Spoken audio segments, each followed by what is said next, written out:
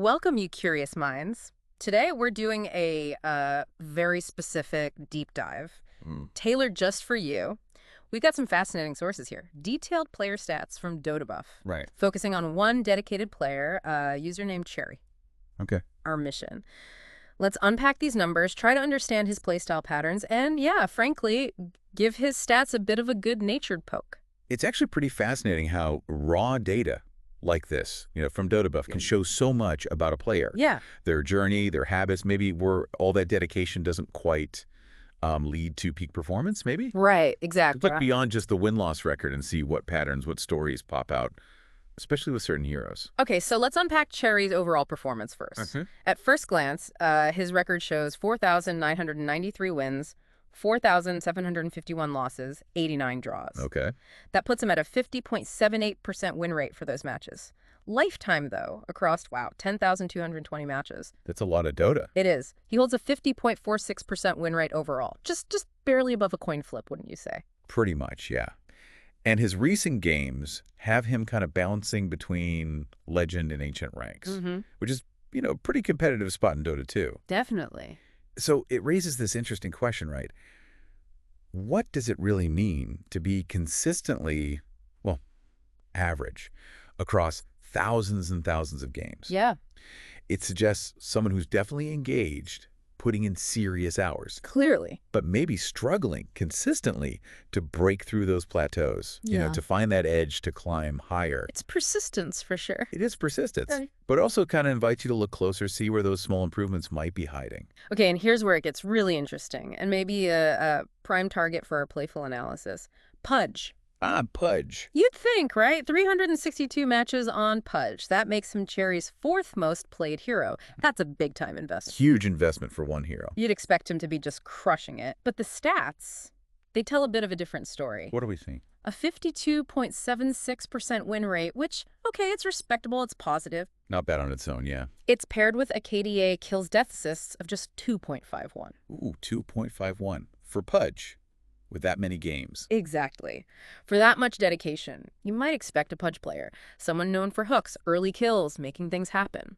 You'd think the KDA would be higher, significantly higher impact, maybe. That's a really crucial point. Yeah.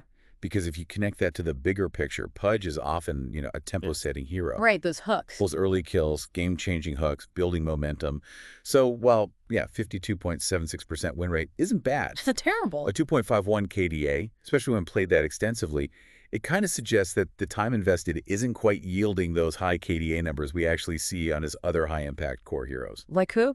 We'll look at his own list. Hmm. Storm Spear's got a 3.31 KDA, Queen of Pain 3.39. Even his Invoker sits at 2.93. And we'll get to Invoker. Right, and an Invoker has a lower win rate overall.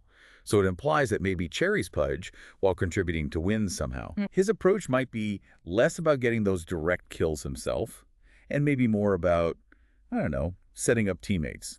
Or maybe focusing on other stuff like vision denial or just tanking. A different kind of contribution. Less flashy, perhaps. And speaking of Invoker, Yeah. that's Cherry's most played hero, by far. 585 matches. Wow, that's dedication. It is. But despite all those hours, the win rate is only 47.18%. Ouch! Below 50%. Yeah, it really seems like dedication doesn't always guarantee mastery, does it? Especially for a really complex mid laner like Invoker. Yeah, Needs so so- much skill. So much mechanical skill, game sense. Yeah, interestingly, though, he spent almost exactly equal time as a core and a support player, like a 50-50 split. That is interesting. Shows some versatility. It does, which is pretty admirable. You don't always see that. Even so, his mid lane when playing core is definitely his main preference. And offlane for support, according to the stats. Yep, off lane for support.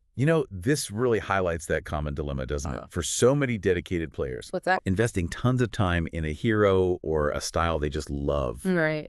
Even if the cold hard stats suggest it might not be their most effective choice. It's that human element, passion, enjoyment.